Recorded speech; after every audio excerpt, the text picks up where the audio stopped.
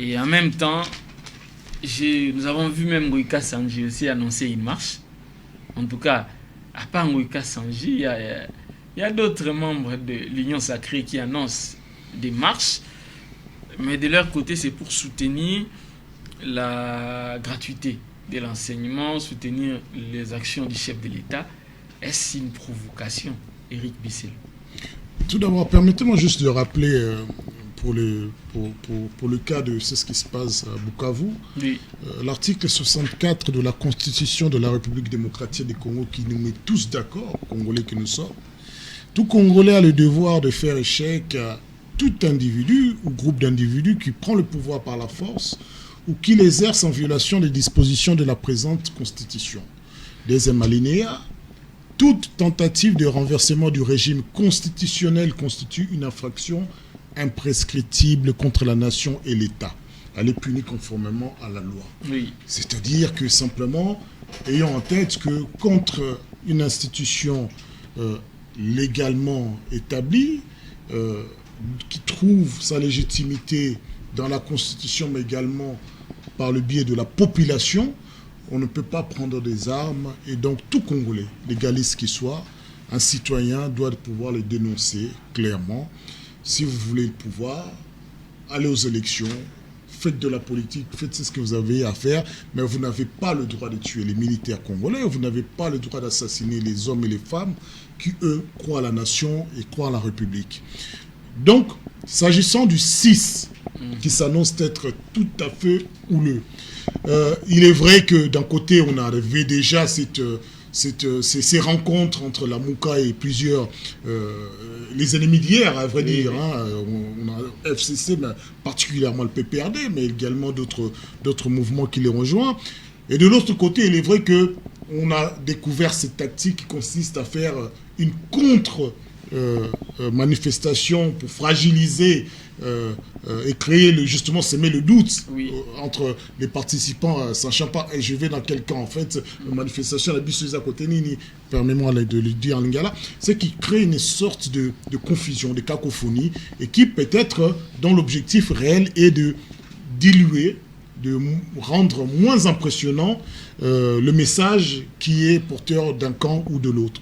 Donc il est vrai que Fayoulou et sa base, et notamment la Mouka en général, se préparent ardemment pour dire, c'est une démonstration de force la rue, hein, pour rappeler au chef de l'État que la rue était avec nous, nous avons la légitimité, nous avons le pouvoir populaire, et que soit nous allons, l'objectif est toujours là d'ailleurs, négocier pour ne pas arriver, avant d'arriver en 2023, il faut être considéré, soit nous allons vous mettre les bâtons dans les roues pour que les choses ne se passent pas.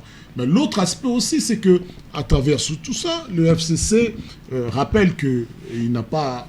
Le bureau de la CENI récemment installé n'a pas de légitimité, donc il va épouser cette manifestation cordialement, et que, sachant bien que les catholiques aussi ne disent pas non, les protestants, donc on sent réellement que les différentes forces de la nation ce jour-là s'attendent pour dire au chef de l'État que ça suffit.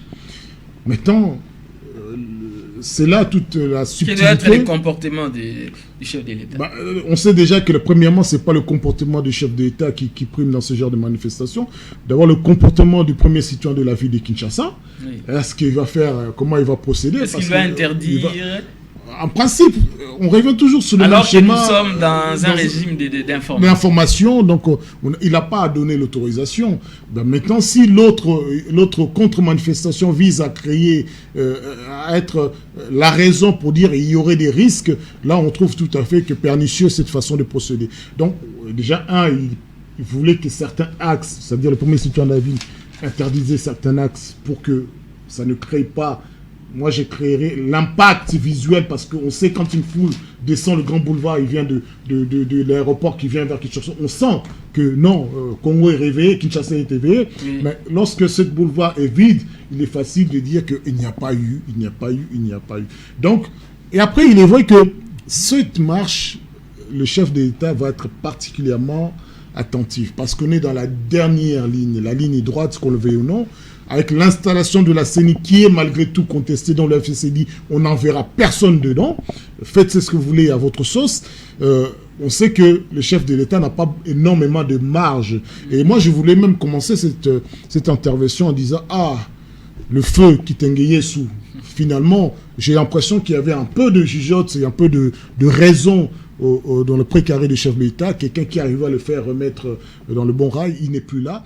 On sent qu'autour de le chef d'État, il y a un peu de kamikazes qui n'ont pas encore vécu, et qui pensent que tout s'y la force, tout s'y règle par la force. Ils pensent que l'expérience, excuse-moi, mais 32 ans de manifestation leur a donné l'expérience de gérer, d'administrer. Quand on est au pouvoir, on a d'autres responsabilités. Donc, ils sachent bien qu'il ne s'agit pas d'envoyer des policiers en masse pour dire...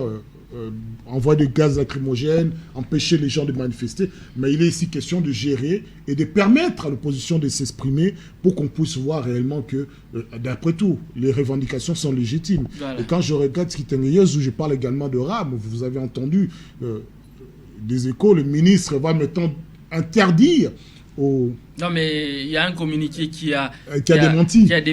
On préfère rester vigilant avec ce genre de déco parce que on va se réveiller un jour, mais en fait non, c'était un ballon d'essai, maintenant c'est devenu applicable. Donc on va rester prudent parce que le RAM, je reste vraiment droit dans mes bottes. C'est un vol inqualifiable, immoral dans l'état actuel de la pauperisation de la population congolaise. Nico Faye.